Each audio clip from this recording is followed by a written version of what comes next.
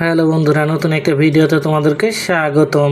জগদ্ধাত্রী ধারাবাহিকের আরও একটি নতুন পর্বে দেখা যায় যে কোর্টে এসে যে দিব্যা ডাক্তার শ্রীমতী সেনকে হুমকি দিয়েছে আর কাকনকে যে তুলে নিয়ে গেছে সেটা বলে দিয়েছে স্বয়ম্ভুকে। ডাক্তার শ্রীমতী সেন আর সব ফোন করে জানিয়ে দেয় দুর্গাকে, আর দুর্গা সবটা শুনে বাবাকে বলে, আমি থাকতে তুমি কোনো চিন্তা করো না, আজ ওই দিব্যা সেন শাস্তি পাবে, মানে পাবেই। কোনোভাবে আজ আমার হাত থেকে ওকে কেউ বাঁচাতে পারবে না। এদিকে দিব্যা লোক কাকুনকে নিয়ে গিয়ে আটকে রেখেছে তার আস্তানায়, আর দিব্যা ভাবছে কোনো মতে দুর্গা বা ডাক্তার শ্রীমতী সেন সাক্ষী দেবে না, কেননা কাকন তার হাতে বন্দি রয়েছে। ওদিকে দুর্গা বাবার থেকে সেই ঠিকানা নিয়ে চলে আসে আস্তানায়, আর সবাইকে মেরে কাকনকে দুর্গা বাঁচিয়ে নেয় আর গুন্ডাগুলোকে বাবার লোকের হাতে তুলে দেয়।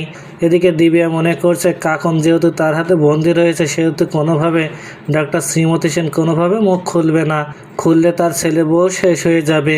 আর দুর্গা মুখ খুলে তো তার বোন শেষ হয়ে যাবে। এই ভেবে নিশ্চিন্তে রয়েছে। আর কোর্টের কাজ শুরু হলে কিছু সময় পর দিব্যা ভাবে তাকে আর জেলে যেতে হবে না। ঠিক তখন সেখানে কাকনকে নিয়ে হাজির হয় দুর্গা, আর দুর্গার সাথে কাকনকে দেখে চমকে ওঠে ডাক্তার শ্রীমতী সেন।